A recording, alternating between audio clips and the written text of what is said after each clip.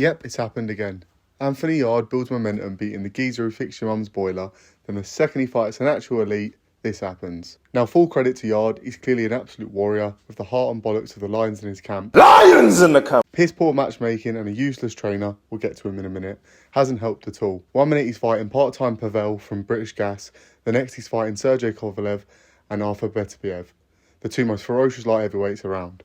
But how did we get here? Well, let's rewind. Then I'll blow my beans all over Mr. Yarde's career. After catching the eye of Uncle Frank, he turned pro in 2015 with a tiny amateur background. He smashed Mitch Mitchell so good they named him twice inside a couple of rounds.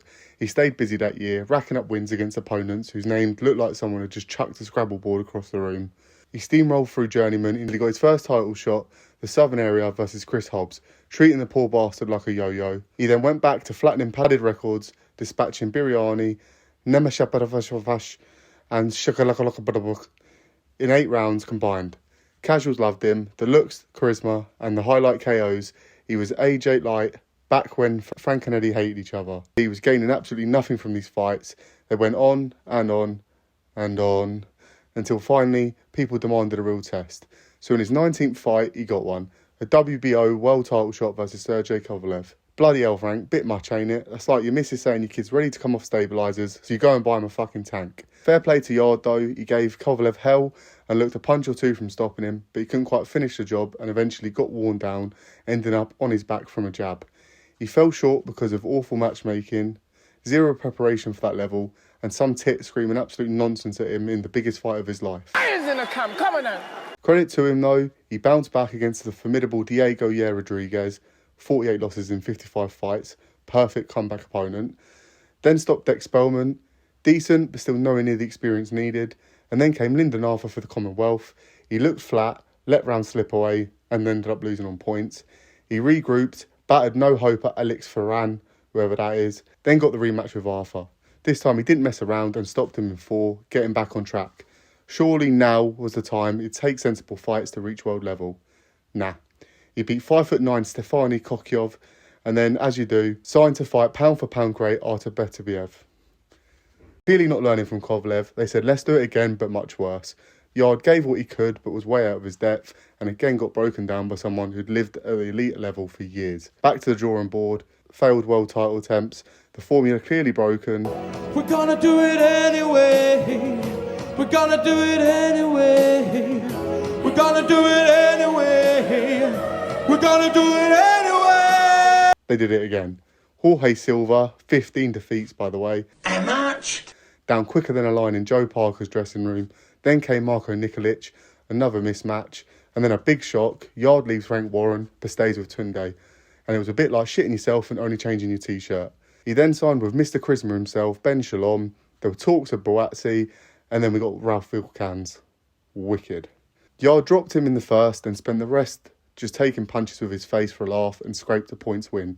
Not ideal. He ditched Boring Ben, went back to Bricktop, and together they cooked up the ultimate big fight plan, the Lyndon Arthur trilogy. Despite nobody wanting it, we still got it. Another flat, disinterested performance, just about getting over the line, with many thinking he actually lost, but the judges didn't, and that's all that kept his career alive. Yarde wanted only the best next, but you got to be careful what you wish for. Enter David Benavidez, undefeated, elite, and an absolute nightmare. Yarde showed heart but came up short, outgunned and worn down before being stopped in round 7. The ref saved him because clearly Tunde had forgot that throwing the towel is part of his job. Yeah, you going to throw the towel in now, mate? Lions in the camp. He's getting hurt. Lions in the camp. Right, bollocks to this. And earlier I said I'd get to the useless train a bit, and when I say deliver, I fucking deliver. Like a postman with Tourette's? Tunde has way too much control. He openly says Yarde doesn't spar, which is a bit mental when you go from fighting blokes from Screwfix to fighting Kovalev, Beterbiev and Benavidez. You'd like to think you'd be sparring a little bit to prepare. And then in 3 separate fights, Yarde's desperate for instructions and Tunde just repeats the same boring slogans instead of giving actual boxing tactics. Then there's the stupid pads which benefit nobody, and the fact that he makes Chris Eubank Sr. look shy, always acting like the star of the show, and refusing to throw the towel in Saturday despite his fighter taking an absolute beating just wasn't great. It's not just him though, Frank's matchmaking also hung Yarde out to dry, with constant up and down in opposition, and Yarde himself scored an own goal, blinded by loyalty, sticking with a coach who was taking him backwards. It's admirable, but stupid, and it's cost him. Because the truth is, Anthony Yarde could have had such a better career. He had the talent, the size, the power, it was all there, but everything around him was just a circus.